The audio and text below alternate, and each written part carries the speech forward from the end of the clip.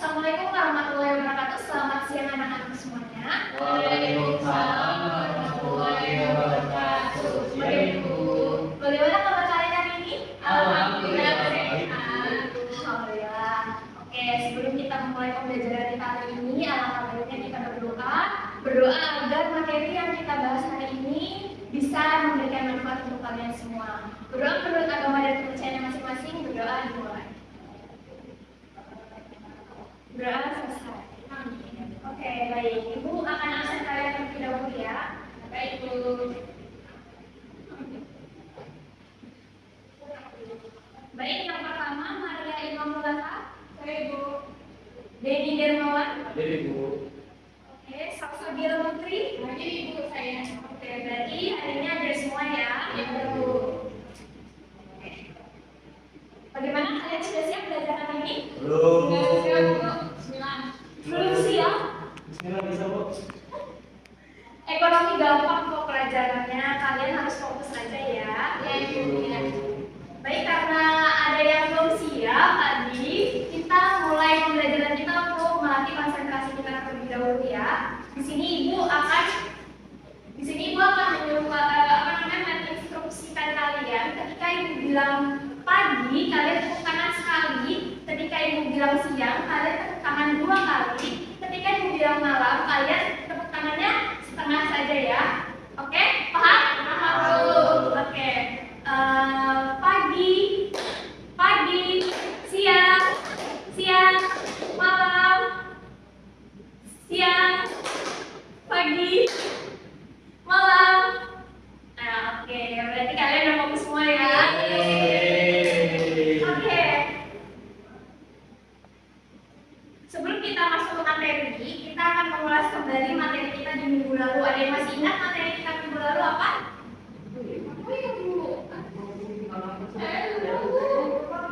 Oke, gak apa-apa. Jadi materi kita di minggu lalu adalah tentang konsep keseimbangan pasar dan permodelannya dalam bentuk tabel juga kurva. Nah, ada yang masih ingat apa itu konsep keseimbangan pasar? Ya Bu, kayaknya saya ingat deh Bu. Apa itu? Jadi konsep keseimbangan pasar itu kondisi jumlah barang atau jasa yang ditawarkan oleh produsen yang sama dengan jumlah barang atau jasa yang diminta oleh konsumen tersebut. Tuh, kurang lebih seperti itu ya. Jadi, konsep keseimbangan pasar itu adalah keadaan atau kondisi di mana jumlah barang atau jasa yang ditawarkan oleh produsen sama dengan jumlah barang atau jasa yang diminta oleh konsumen. Nah, biasanya di dalam kondisi seperti ini itu pasar tidak akan terjadi surplus ataupun kerugian barang, sehingga harga yang ditetapkan dalam pasar ini jadi dalam keadaan yang seimbang. Nah, selanjutnya, bila kita deskripsikan keseimbangan pasar itu dalam bentuk grafik, maka dia ditemukan dalam titik potong antara kurva permintaan dan kurva penawaran. Anda bisa membedakan antara kedua kurva ini? Tidak ingat ya?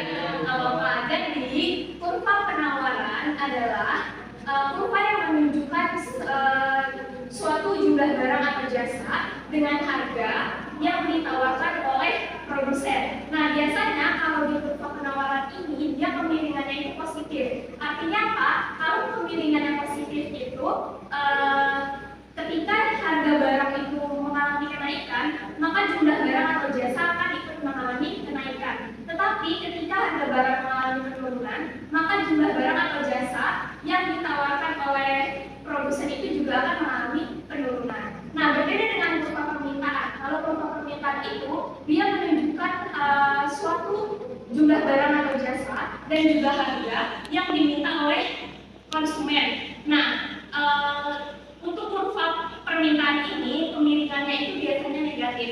Artinya apa?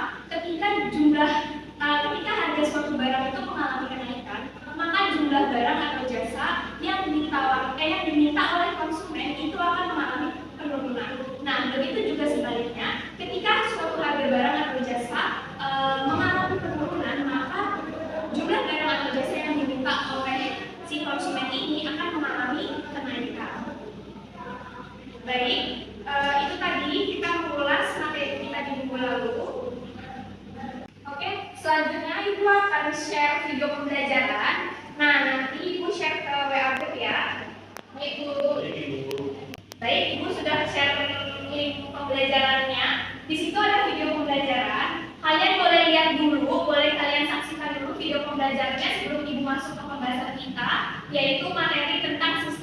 pembayaran dan uang sebagai alat pembayaran. Boleh kalian simak dulu videonya ya. Assalamualaikum.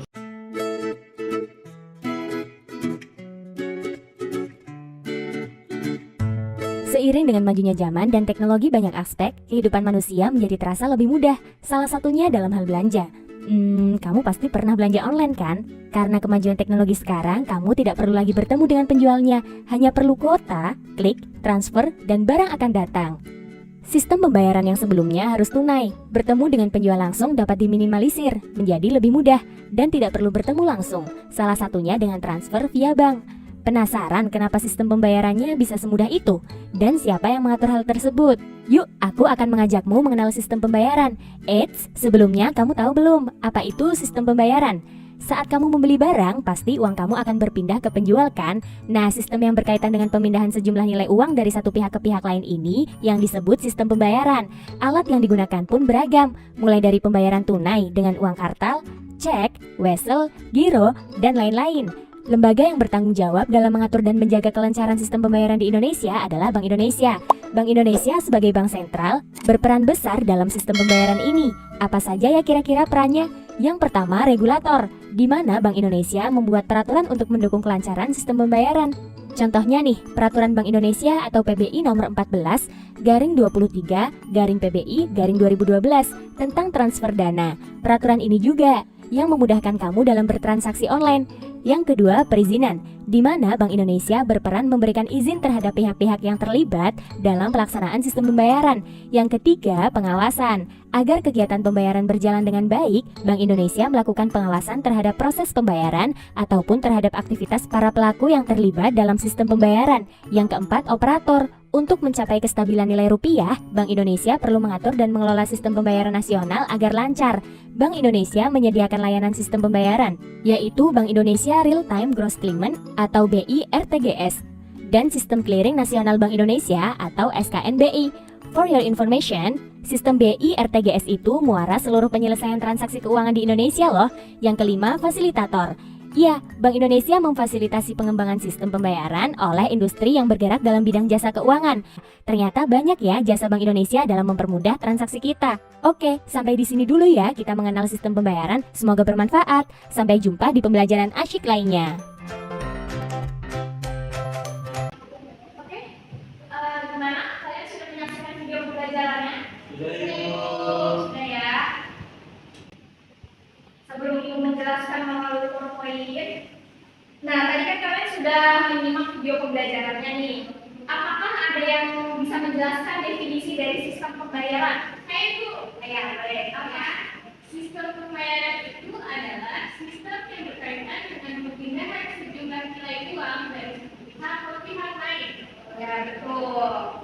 Nah jadi sistem pembayaran itu sama seperti yang saudara Sabda jelaskan, teman kalian jelaskan tadi, bahwasannya sistem pembayaran itu adalah serangkaian akurat yang memang digunakan untuk memindahkan uang dari si pembayar ke penerima, biasanya dalam sebuah kegiatan transaksi ekonomi. Misalkan kalau dalam kegiatan sehari-harinya, ketika kita membeli sebuah barang dan uang kita berpindah kepada si pembeli itu, maka itu yang disebut dengan sistem pembayaran. Nah selanjutnya, apa saja jenis-jenis sistem pembayaran yang kalian tahu? Sistem pembayaran itu ada dua, tunai dan tunai. Ya betul. Ada jenis sistem pembayaran tunai, ada jenis sistem pembayaran non tunai. Nah, kalau yang sistem pembayaran tunai itu dia ada uang kartal dan uang kertas dan juga uang logam sebagai alat pembayarannya. Nah, sedangkan jenis pembayaran non tunai itu alat pembayarannya itu selain uang fisik, misalkan ada cek, kartu kredit, kemudian pembayaran digital yang memang disediakan oleh platform digital seperti e-wallet, dan selanjutnya ada mobile banking. Nah selain itu, sistem pembayaran ini tuh sudah banyak sekali mengalami evolusi ya, mulai dari zaman prasejarah juga, seperti apa saja di zaman prasejarah itu? Ya ada barter, kemudian ada uang komoditas, kemudian uang kertas, uang logam, uang perak, terus habis itu iya betul uang kulit, kemudian ada kartu pembayaran, dan yang sekarang ini adalah Bitcoin. Nah Ada yang bisa menjelaskan kenapa transaksi di zaman sekarang itu kedengarannya lebih praktis dibandingkan zaman di prasejarah? Saya Bu. Ya, apa? Karena adanya perkembangan teknologi. Ya. Selanjutnya ada lagi? Karena memudahkan. Ya. Apa lagi? Karena dapat dilakukan kapan saja dan di mana saja. Ya, betul. Sama ya, memudahkan juga. Jadi, ketika kita di zaman sekarang, itu kan kita biasanya sekarang menggunakan uang ya, kemudian bisa melakukan pembayaran melalui online. Nah, sangat mudah kan cara pembayarannya. Kita menginginkan sebuah barang itu hanya tinggal membayar uang gitu. Sementara di zaman prasejarah kita tuh harus mencari barang yang senilai dengan apa yang kita punya gitu, sehingga dari situ pembayaran di zaman dulu tuh membutuhkan banyak sekali tenaga dan juga waktu. Berbeda dengan di zaman sekarang, kita bisa membeli sebuah barang dengan cara mudah yang cepat gitu. Kita bisa tanpa harus membeli di tokonya langsung, kita bisa melalui aplikasi belanja online, kemudian kita melakukan pembayarannya dengan cara transfer, bisa lewat Dana, GoPay, terus ShopeePay gitu ya. Oke. Selanjutnya, Ibu akan langsung ke materi PowerPoint. Ada yang bisa membantu Ibu untuk mengurusi fokus? Oke. Ya, kalau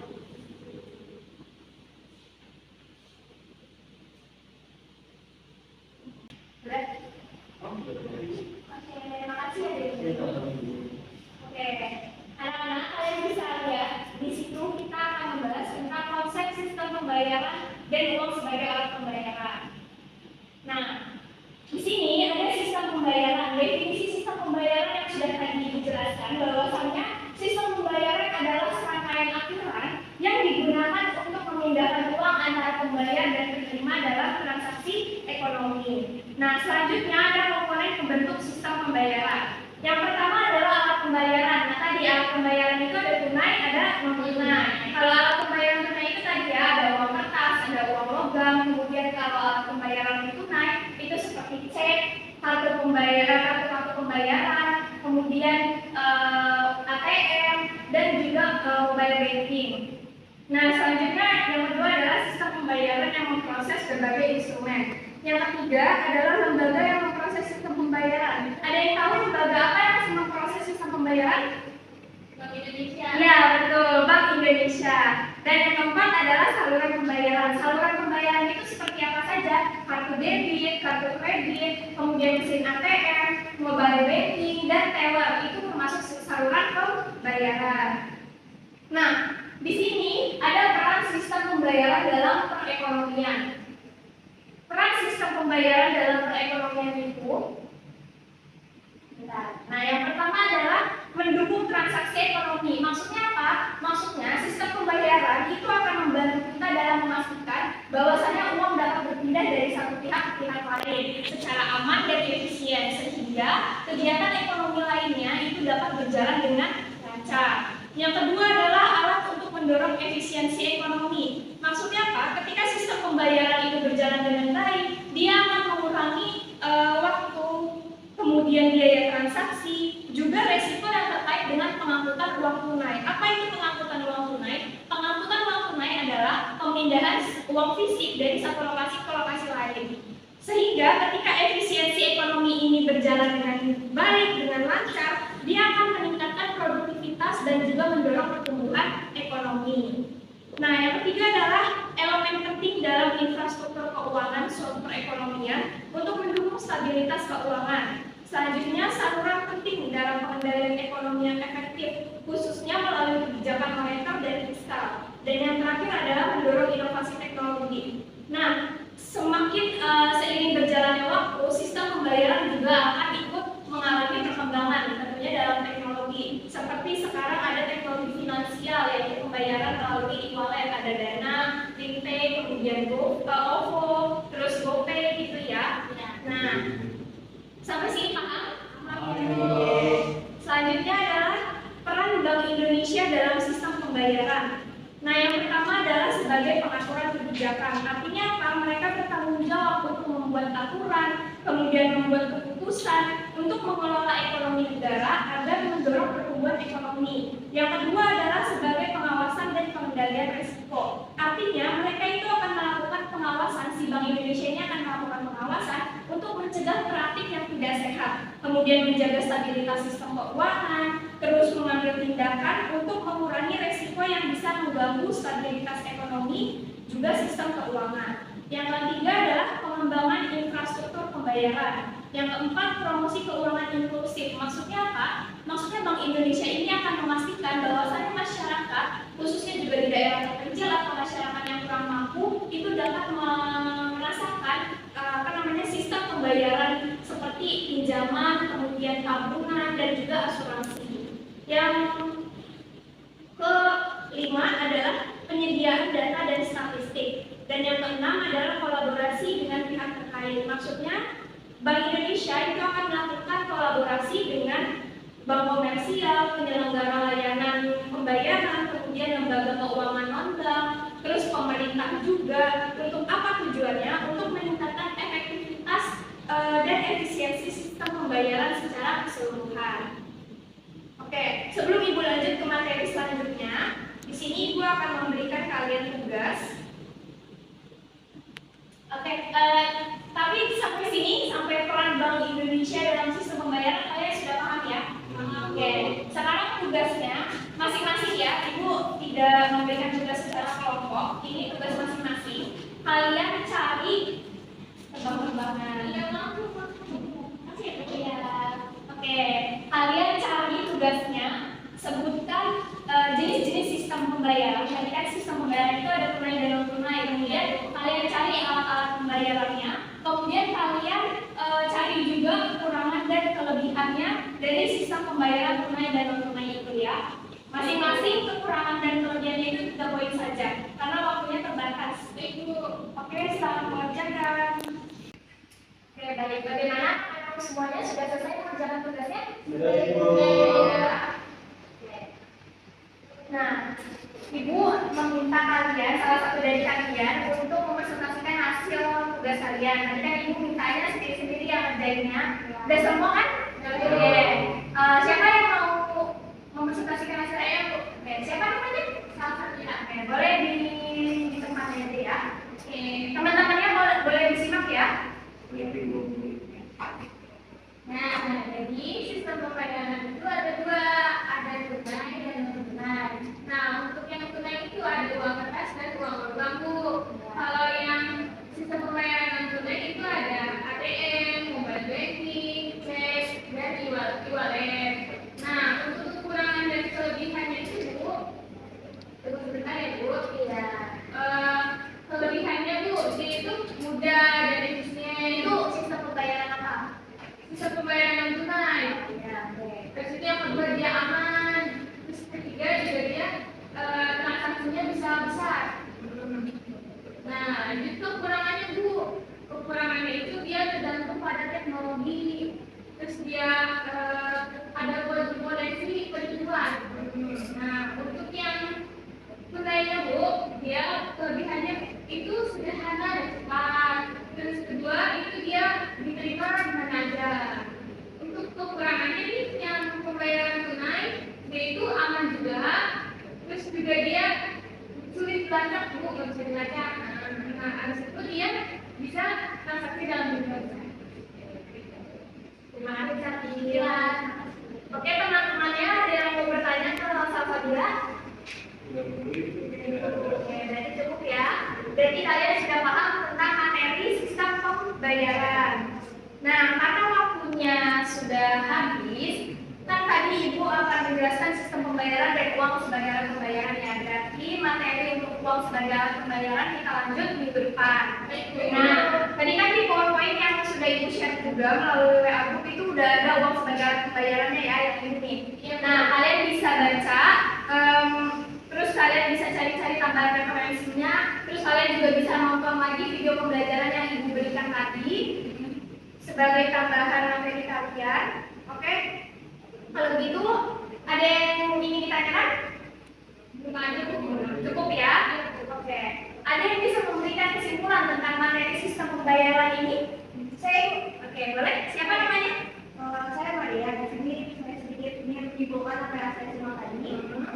Jadi kan kita bahas tentang sistem pembayaran. Saya simak tadi itu sistem pembayaran itu kayak mekanisme yang digunakan untuk memindahkan uang dari satu pihak ke pihak lain. Terus jenis pembayaran itu ada dua, yaitu tunai dan non tunai. Yang tunai itu tadi ada uang kertas, terus ada juga uang logam. Kemudian yang non tunai itu selain dari uang fisik tadi itu yang selain uang kertas dan uang logam, itu contohnya ada kartu kredit, wallet, kemudian banking. Terus keuntungan dari alat pembayaran itu sendiri bisa meningkatkan efisiensi, keamanan dan kenyamanan dalam melakukan transaksi. Itu aja disebut dari saya. Oke, kasih tepuk tangan dulu buat ini. Terima kasih Maria Adel sudah memberikan kesimpulan hari ini. Berarti pembelajaran kita berakhir sampai di sini. Semoga materi sistem pembayaran yang tadi sudah Ibu berikan bermanfaat untuk kalian semua dan bisa menjadi ilmu tambahan juga untuk kalian semua ya. Terima kasih untuk partisipasi kalian di hari ini. Minggu depan kita lakukan diskusi kelompok ya. Kalau tadi kan udah sendiri-sendiri, jadi kalian harus baca materi uang sebagai alat pembayaran. Nanti Ibu akan memberikan tugas kelompok dan sekarang berarti pembelajaran kita selesai. Terima kasih atas perhatiannya. Wassalamualaikum warahmatullahi wabarakatuh. Waalaikumsalam warahmatullahi wabarakatuh. Jadi boleh tolong dibantu lagi ya.